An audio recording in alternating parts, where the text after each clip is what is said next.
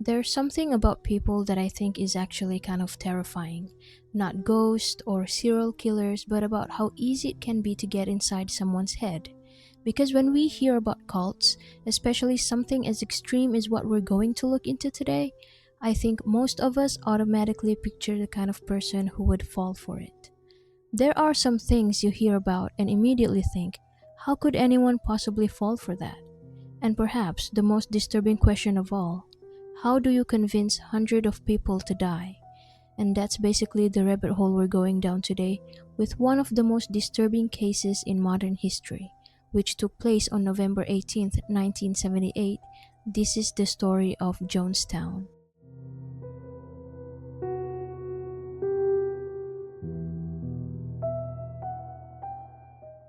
It all started with a man named Jim Jones.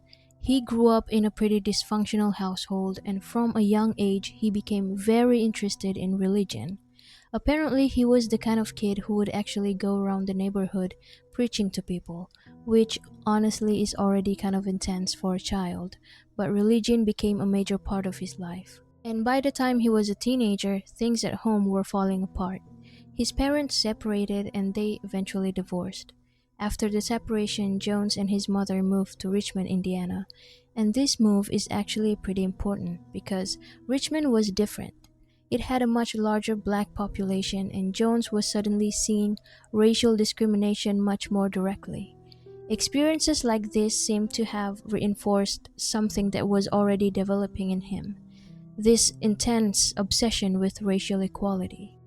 After graduating high school, Jones went to Indiana University, and around this time, he met a woman named Marceline Baldwin, who was a nursing student at the time.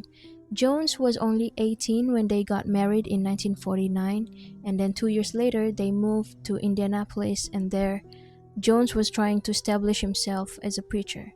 And remember that Jones wasn't particularly interested in being a typical preacher. One of the biggest things he focused on was racial equality, and this was happening back in the 1950s when America was still deeply segregated. Racism wasn't just some issue people argued about, it was part of everyday life. Jones openly spoke out against segregation and wanted black and white people worshiping together.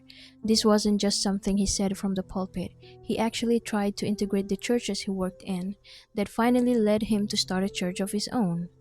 In 1954, after leaving the Methodist Church, Jones established the Community Unity Church, an interracial congregation in Indianapolis, that eventually becoming what we know as the People's Temple. And from the beginning, the idea was pretty different from the churches around him. Jones wanted a church that was racially integrated. He was actively trying to bring black and white people into the same congregation at a time when that was still very unusual. He would actually go into different neighborhoods and talk to people, especially people who were poor or marginalized, trying to bring them into the church, and it worked.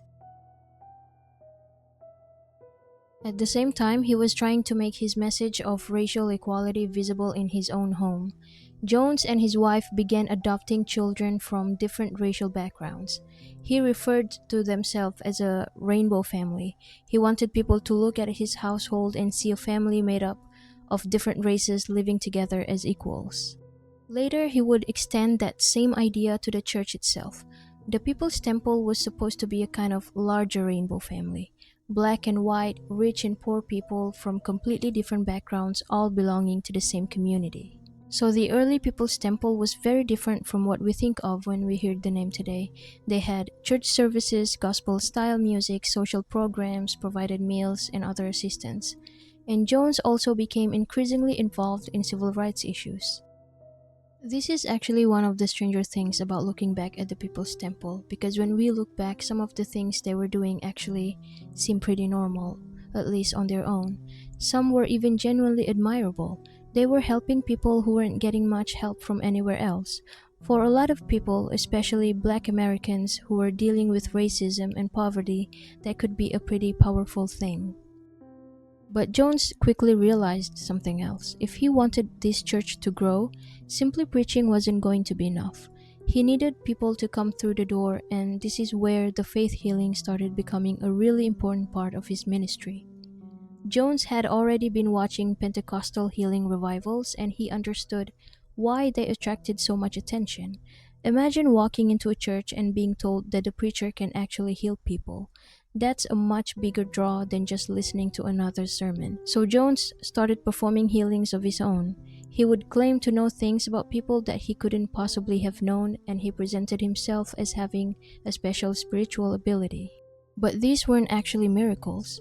Some of the healings were staged. Jones and people working with him would sometimes gather information about members beforehand, which allowed him to appear as though he had supernatural knowledge. And some of these healing performances were much more elaborate than simply pretending someone was sick.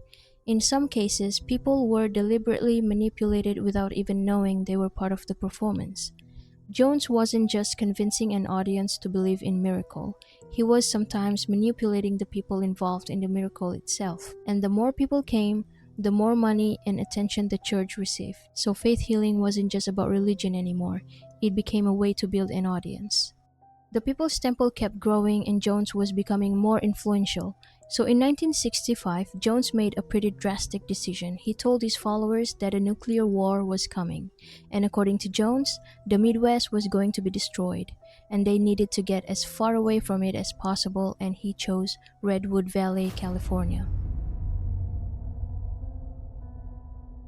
Around 140 of his followers decided to go with him. It's kind of insane when you think about it, right? These people weren't just going on a trip. They were leaving their homes, their jobs, families, basically their entire lives because they trusted Jones enough to believe he was taking them somewhere safer. So they drove across the country together and settled in Redwood Valley. And this was where People's Temple started becoming something much more than a church. Jones began pushing an idea he called religious communalism. The basic idea was that the community should share its wealth. So instead of everyone living completely separate lives, members were encouraged to put their money, property, and resources into the collective. And obviously, Jones justified this using the Bible. He would point to the early Christian communities described in the book of Acts, where believers were said to share their possessions and make sure everyone had what they needed. And on the surface, it sounded almost idealistic. Everyone contributes, everyone shares what they have, and in return, everyone is taken care of. But gradually, the arrangement became much more demanding. Members who committed themselves fully to the temple could be expected to turn over their property and income to the organization. So now Jones wasn't just the person people went to on Sunday.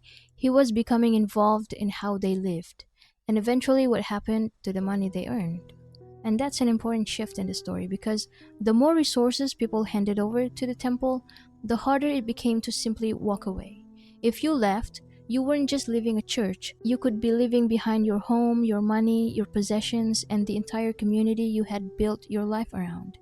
And Jones was slowly creating something where religious devotion and financial dependence were becoming intertwined. But still, Redwood Valley wasn't enough for Jones. He wanted more people, more influence, more political power. So the temple started expanding into California's bigger cities. By the early 1970s, Jones was holding services in both San Francisco and Los Angeles, and the crowds were getting much bigger. And his healing performances became more and more theatrical. It was a whole show. At this point, he was becoming less like a normal preacher and more like a celebrity. But there was something else going on behind all of this. Jones had developed a serious dependence on prescription drugs. He was using stimulants like amphetamines to keep himself going through these long services and exhausting schedules, and then using drugs to calm himself down and sleep. And it started taking a toll. He could stay awake for incredibly long periods. His behavior became more erratic, and the paranoia that was already developing in him seemed to get worse. He became convinced that people were watching him and trying to bring him down. From the outside, Jones looked like he was doing better than ever, but behind that growing reputation, things inside the temple were becoming a lot more complicated. People who left the organization began talking about what they'd experienced. They described a church that was becoming increasingly controlling, with people being pressured to give money and even property to the temple. Some said they were intimidated or punished when they disobeyed, and these stories were starting to attract attention until one reporter began taking a closer look. His name was Marshall Kilduff. So, Kilduff started looking into the People's Temple. He attended one of Jones's services and saw the exaggerated healing performances firsthand. But he wanted to know what was happening behind the scenes. He started interviewing former members, and the stories they told him were disturbing. Kilduff eventually teamed up with New West writer Phil Tracy to investigate further. The San Francisco Chronicle didn't publish the story, so they took it to New West instead, and their investigation was published in 1977. And Jones knew exactly what that meant. The image he'd spent years building was about to be exposed. He couldn't just convince his followers to ignore the criticism. The story was about to reach the public. So, Jones made his move. He began bringing his people to Guyana.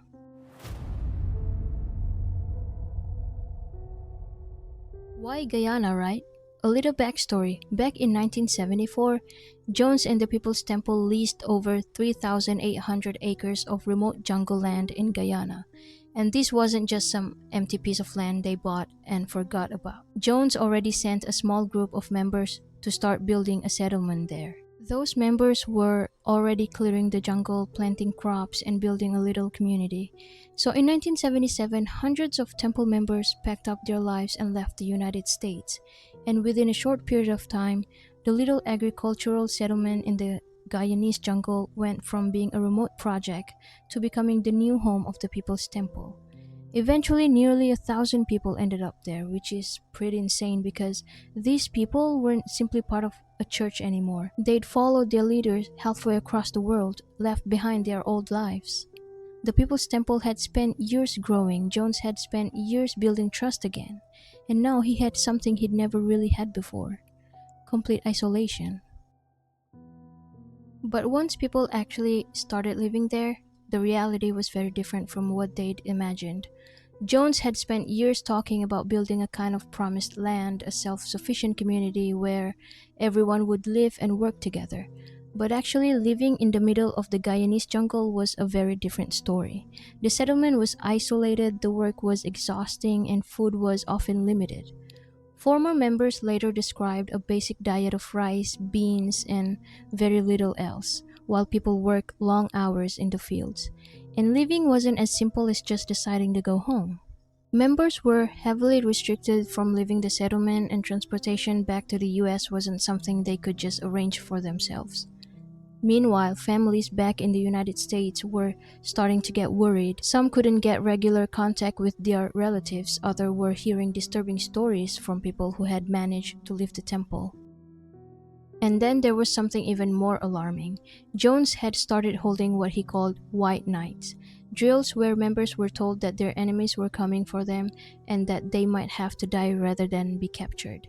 At first, these were presented as rehearsals, but for families already worried about their loved ones, the idea that people were being made to practice suicide was terrifying.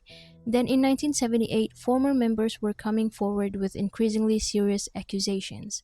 And one former temple member even gave the US government an affidavit warning about the possibility of a mass suicide. At that point, a group of relatives started pushing the US government to investigate.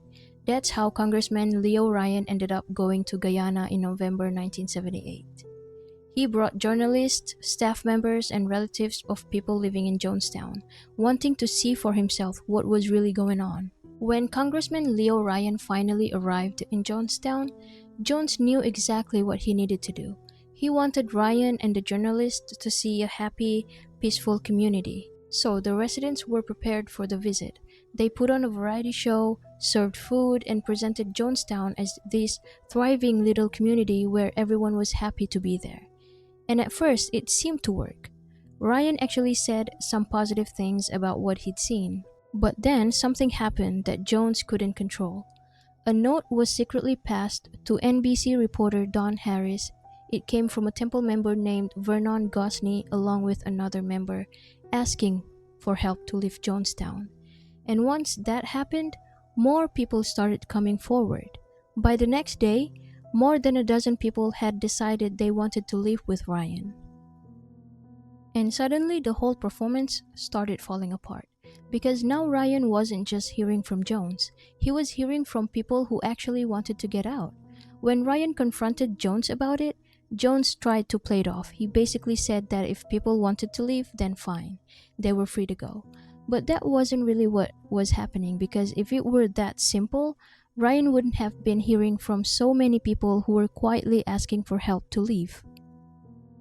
Then came the day they were supposed to head home. As Ryan and the group of defectors headed to the Port Kaituma airstrip, Temple gunmen arrived.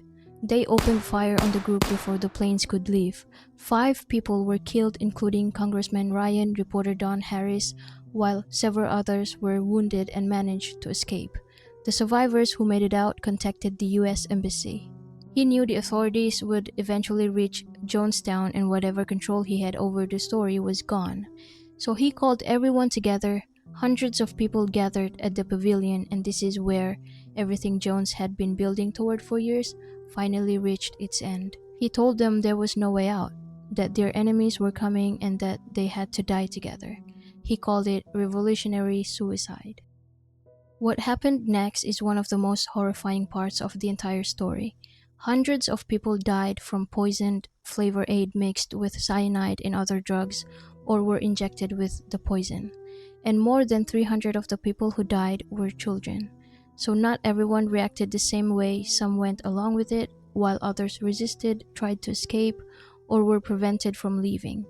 But regardless of how they got there, they all faced the same outcome. The number kept climbing as the US military began clearing the site. And then came the aftermath. The news of Congressman Ryan's assassination was already spreading, but nobody in the outside world really understood the scale of what had happened in Jonestown yet. When Guyanese authorities first reached the settlement, they initially reported a few hundred bodies. Then more were discovered, and more. By the end of it, more than 900 people were dead. The final death toll was 918, but what makes that number even more disturbing is that 304 of the victims were children. And Jim Jones was among the dead. He didn't die from the poison. Jones was found near his chair with a gunshot wound to the head. After telling hundreds of people that death was the only way out, Jones chose a different way to die for himself. This wasn't simply hundreds of people suddenly deciding to die. It was the final result of years of manipulation, isolation, control, and fear. And many of the people who died weren't even in a position to make that choice for themselves. And this is where calling Jonestown simply a mass suicide starts to oversimplify what happened. And that's the scary part about psychology. Manipulation can happen to anyone, especially when you're vulnerable, isolated, afraid, dependent, and surrounded by people who reinforce the same beliefs every day. And maybe that's the real lesson of Jonestown. Not just what happened to them, but how much someone could influence us before we stop trusting our own judgment. Because honestly, I don't think any of us can know the answer. That's all for this file until we open the next one.